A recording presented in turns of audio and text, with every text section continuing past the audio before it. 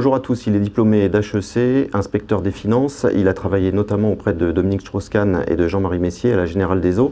Il a été pendant 2 ans le directeur de cabinet de Christine Lagarde à Bercy et dirige depuis 2010 France Télécom, devenu Orange. Bonjour Stéphane Richard. Bonjour. Est-ce que vous nous confirmez ce matin que vous allez demander l'annulation de votre mise en examen dans le cadre de l'affaire Tapie? Absolument. J'ai décidé de demander cette annulation parce que j'estime que cette mise en examen est infondée. Concrètement, la demande est déjà formulée ou ce sera chose faite dans les jours qui viennent? La demande est préparée et elle sera transmise dans les tout prochains jours. Et c'est indépendant de votre prochaine convocation, début décembre, le 6, je crois? Tout à fait indépendant. Cette convocation est normale. Elle s'inscrit dans la poursuite de l'instruction. Votre mandat de PDG d'Orange arrive à échéance en juin prochain, juin 2014. Oui. Vous êtes candidat à votre reconduction? Très clairement, oui. J'ai envie de poursuivre le travail qui a été engagé depuis quelques années. Vous savez, Orange est au milieu un peu du gué. Je pense qu'il y a beaucoup de choses qui ont été faites. On a en même temps une situation de marché qui est très difficile, très exigeante. Et pour ma part, en tout cas, très clairement, je souhaite poursuivre ma mission à la tête du groupe. Et au niveau politique, vous avez reçu d'ores et déjà des signaux positifs ou pas? La question ne se pose pas aujourd'hui.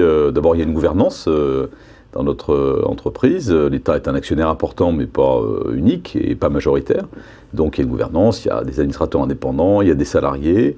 Donc je pense que lorsque la question se posera au début de l'année prochaine, chacun aura à apprécier sa position.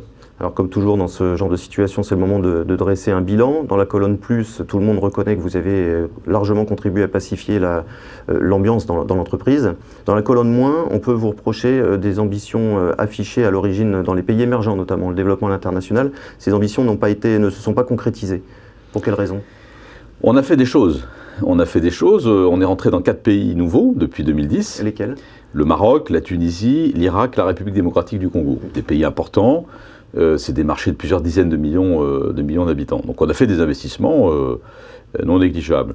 On n'a pas été peut-être aussi vite et aussi fort qu'on le souhaitait, parce que la situation aussi économique et politique d'ailleurs de cette zone a été un peu chahutée. Vous aviez notamment des ambitions en Égypte? On avait des ambitions en Égypte, ah oui, j'aurais dû commencer par là.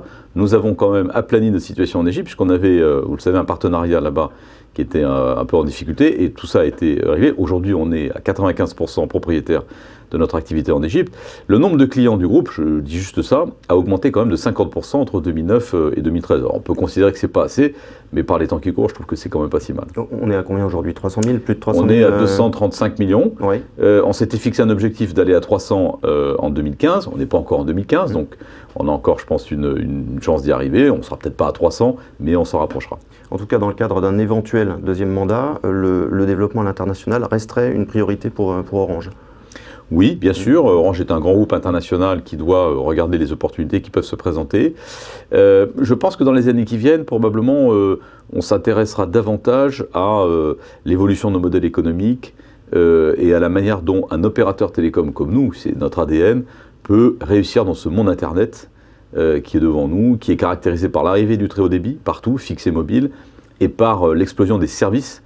Voilà. Et donc je pense que la réflexion sur 2020, elle va tourner beaucoup autour de comment être un opérateur télécom qui gagne à l'âge Internet. Oui, c'est-à-dire développement international, mais aussi diversification et acquisition de nouveaux métiers. Agrégation de contenu, toutes ces compétences aussi informatiques dont nous avons besoin pour faire évoluer nos réseaux vers cet espace qui est un peu à la frontière du réseau et du logiciel, être plus présent et plus performant dans tout le domaine des services, pouvoir jouer un rôle dans les grands services qui naissent sur Internet, comme la santé par exemple, les objets connectés, le paiement sur mobile. Donc on a des grands défis devant nous et je pense que les années qui viennent seront probablement plus concentrées à travailler sur ces grandes verticales que sur un développement international stricto sensu. Pourtant, on parle beaucoup depuis quelques mois d'un vaste mouvement de consolidation qui se dessinerait en Europe, notamment parce qu'un acteur comme Vodafone dispose d'un important trésor de guerre. Orange, si ce mouvement de consolidation devait se produire, Orange a les moyens d'y participer aujourd'hui? Il va y avoir une consolidation en Europe. Elle est nécessaire, il y a trop d'opérateurs en Europe, je crois que tout le monde a pris conscience de ça. Elle peut venir de l'extérieur de l'Europe, par des acteurs comme América Móvil ou AT&T, puisqu'on leur prête des intentions. Il peut y avoir aussi des consolidations à l'intérieur des marchés européens. Et de ce point de vue, il y a quelques grands pays où on est quand même dans des positions critiques, enfin importantes. L'Espagne, la Pologne, peut-être la Belgique, bien sûr la France, même si en France... 4 opérateurs, c'est un de trop? C'est votre conviction? Oui, moi ma conviction, je l'ai toujours dit d'ailleurs, c'est que la taille du marché français ne justifie pas 4 opérateurs, et qu'un jour ou l'autre, quels que soient les discours des uns et des autres, on verra une consolidation. Mais vous savez, le partage de réseau auquel s'apprête à consentir SFR et Bouygues est une forme de consolidation.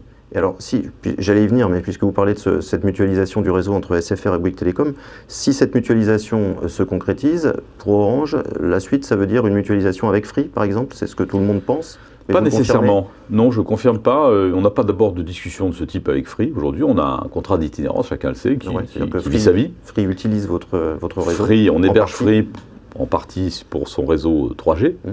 Il n'y a rien qui concerne la 4G. Et nous, si vous voulez, on est dans une situation particulière parce qu'on est le plus gros opérateur. On a le meilleur réseau, qui est classé numéro 1 depuis 3 ans sur l'ensemble des critères. Et donc, on a beaucoup moins intérêt à mutualiser cet actif qui est essentiel pour nous que les autres. Mais malgré tout, si vos deux grands concurrents, SFR et Bouygues, bougeaient, ça vous forcerait à bouger, vous aussi? Pas forcément. Non. Pas forcément. Pas forcément. Aujourd'hui, on a cette relation d'itinérance avec Free qui fonctionne.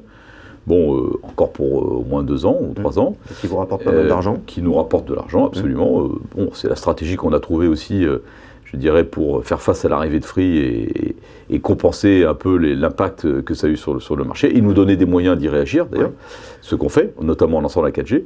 Bon, voilà, et donc, je dirais, d'ici 2 à 3 ans, on verra comment la situation évolue. Est-ce que la 4G dont vous venez de parler tient ses promesses? Oui, la 4G, vous savez, c'est d'abord un changement spectaculaire pour les utilisateurs. C'est vraiment un téléchargement en quelques secondes, l'accès à des contenus vidéo dans des conditions très fluides, avec la haute définition. Vraiment, ceux qui l'ont testé deviennent accros tout de suite. Ça change la vie. Donc il y a beaucoup d'appétit, les gens viennent dans les boutiques, s'intéressent, regardent les terminaux. Et nous, on s'était fixé un objectif d'avoir 1 million de clients 3G à la fin de l'année, et je pense qu'on y sera tout à fait largement. Vous êtes à combien de clients aujourd'hui, 4G? On est à plus de 400 000 clients, là, au moment où on parle. Il y a la période de fin d'année qui va arriver avec beaucoup d'activités, donc je pense qu'on sera tout à fait à notre objectif. Alors, à propos de la 4G, UFC que Choisir a dit, il y a quelques jours, a accusé les opérateurs historiques de dégrader volontairement la qualité de leur réseau pour inciter les gens à basculer dans la 4G. Que répondez-vous à cela?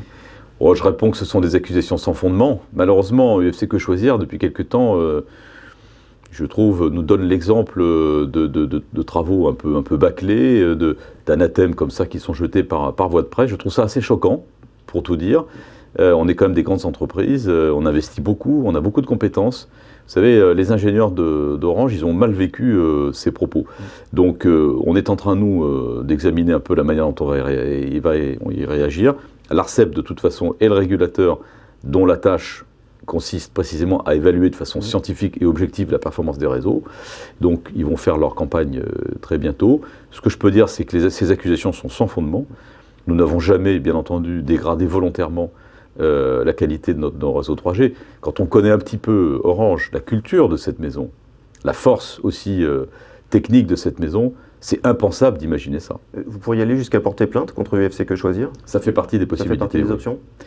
Oui, parce que si vous voulez, franchement, la façon dont les choses ont été faites et le travail, entre guillemets, sur lequel ça s'appuie, que ce soit pour l'affaire de la 3G ou pour ce qu'ils ont fait 15 jours avant, des mesures bricolées dans Paris qui donnent des résultats faux, c'est pas acceptable. Merci beaucoup Stéphane Richard, à bientôt. Merci à vous.